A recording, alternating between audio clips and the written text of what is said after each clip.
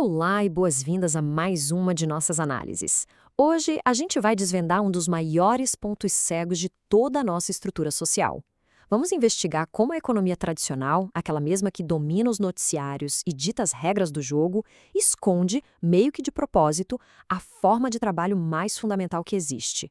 É uma jornada fascinante, porque conecta aquilo que fazemos dentro de casa com os grandes movimentos de economia alternativa e, claro, o papel crucial das mulheres nisso tudo. Então, vamos direto ao ponto. Para começar, eu proponho uma reflexão rápida. Pensem comigo. O que realmente constitui o verdadeiro trabalho?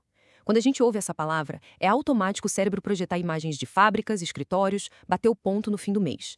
Mas e se essa definição que a gente aceita sem questionar for, na verdade, uma construção que ignora a própria base que sustenta o mundo? Pensem no seguinte: se alguém passa 10 horas em um escritório, todo mundo concorda que é um trabalho produtivo, certo? Agora, se alguém passa essas mesmas 10 horas cozinhando, cuidando da saúde, preparando o ambiente para que essa primeira pessoa possa ir ao escritório no dia seguinte, por que isso simplesmente não entra na conta do produto interno bruto? E olha, a ironia histórica por trás disso é no mínimo curiosa. A própria palavra economia tem suas raízes no grego clássico. Ela vem de oikos, que significa casa, e nomia, que quer dizer regras ou administração. Ou seja, literalmente, economia é a administração da casa. E mesmo assim, a teoria econômica tradicional praticamente apagou o trabalho doméstico dos seus cálculos. Eles excluíram da conta exatamente o local e a atividade que deram o nome a toda a disciplina. Não dá para acreditar, né? Para desvendar essa contradição, a nossa explicação de hoje vai passar por 5 partes fundamentais. Primeiro, o trabalho invisível. Depois, a economia solidária. Em seguida, o paradoxo da desigualdade. No quarto ponto, as dimensões do empoderamento. E, por fim, transformando a realidade. Entrando no nosso primeiro ponto, o trabalho invisível, a verdadeira base da nossa sociedade. Os textos que fundamentam a nossa análise de hoje, especialmente o estudo da pesquisadora Vanessa Simon e do Sérgio Boeira, mostram que a ciência econômica mudou drasticamente depois da Revolução Industrial. Ela passou a focar apenas na produção para o mercado, ou seja, só no que dava para vender e monetizar. Todo o resto, todo o cuidado diário com a casa, com as crianças, com os idosos, todo aquele suporte emocional e material foi literalmente varrido para debaixo do tapete pela economia clássica. Um esforço massivo, feito historicamente e majoritariamente pelas mulheres, foi deletado da equação. E isso ilustra muito bem um contraste gigantesco entre duas abordagens. A economia tradicional olha para o tal do homo economicus, um agente quase imaginário sem gênero ou classe que só quer trocar valor financeiro. Já a economia feminista vira esse jogo. Ela chega e diz: opa, peraí, a reprodução e manutenção da vida humana também é trabalho. Essa visão expande as fronteiras do que a gente chama de produtivo, colocando na mesma balança o mercado informal e aquele esforço gigantesco e vital que precisa acontecer para que o próprio mercado possa existir. E essa necessidade de rever os conceitos nos leva ao nosso segundo ponto, a economia solidária. A busca por um caminho diferente. A chamada economia social e solidária, a ESS, soa quase utópica quando a gente lê os princípios dela.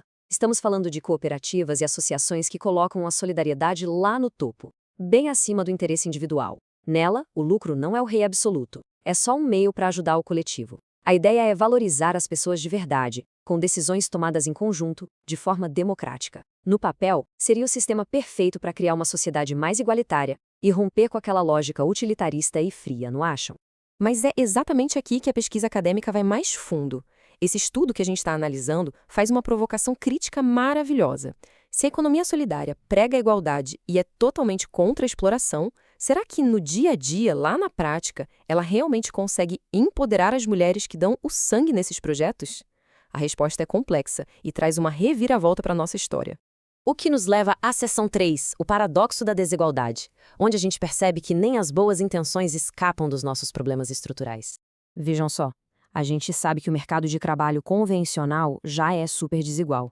Em média, no Brasil, as mulheres ganham cerca de 73,8% do que os homens ganham. E nos cargos de liderança, a coisa despenca. É apenas uma mulher para cada 6 homens. Até aí, nenhuma novidade. Mas o verdadeiro balde de água fria vem quando a gente aplica esses números dentro da economia solidária.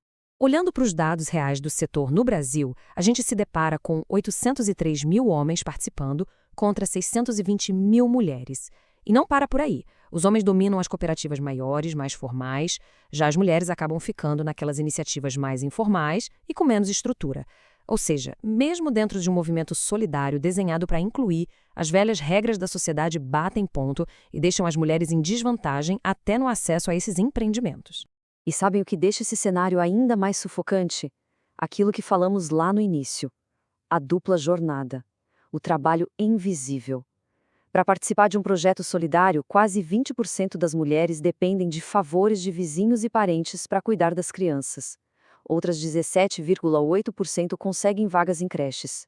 E aqui vem o dado que choca: apenas 4% dos empreendimentos solidários têm alguma infraestrutura própria para as crianças.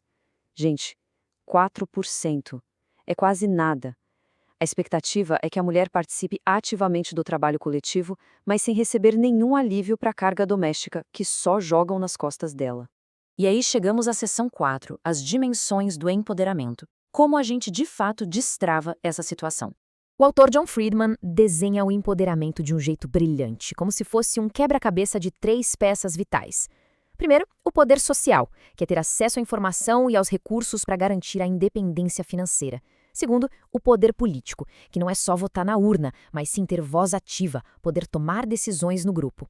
E por último, crescendo a partir desses dois, vem o poder psicológico, a força e a autoconfiança individual. Vocês percebem como tudo está conectado? É uma verdadeira rede de emancipação, não tem como pular as etapas. E um ponto importantíssimo: o empoderamento real não é um presente. Não tem como alguém de fora simplesmente ir lá e dar poder a uma pessoa. É um processo puramente ativo. Quem está superando o obstáculo é que conquista esse espaço vital.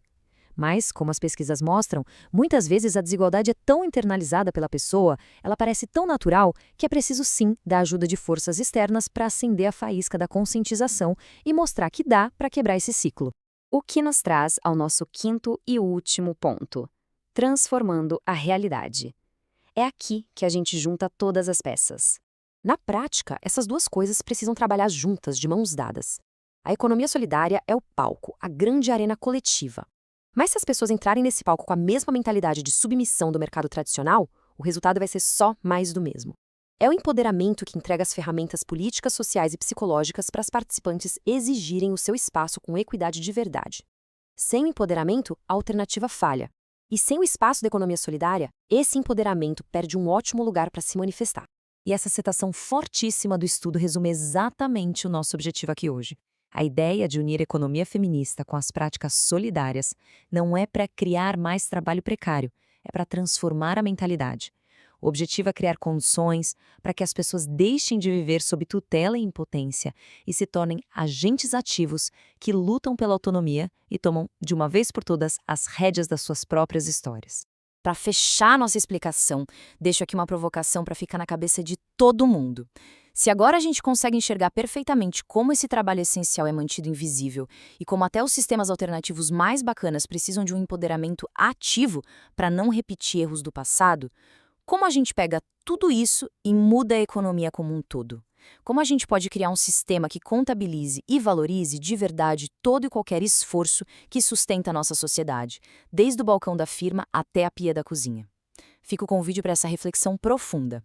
Muito obrigado pela companhia hoje, um grande abraço e até a nossa próxima análise.